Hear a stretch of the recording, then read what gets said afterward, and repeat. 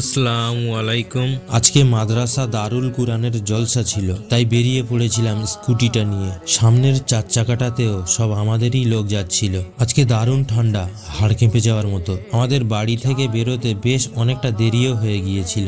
Finally মজমার সামনে চলেও এলাম। প্রথমেই একটু হালকা করে নাস্তা করে নেওয়া হলো, লুচি, আলু কষা, মাংস কষা।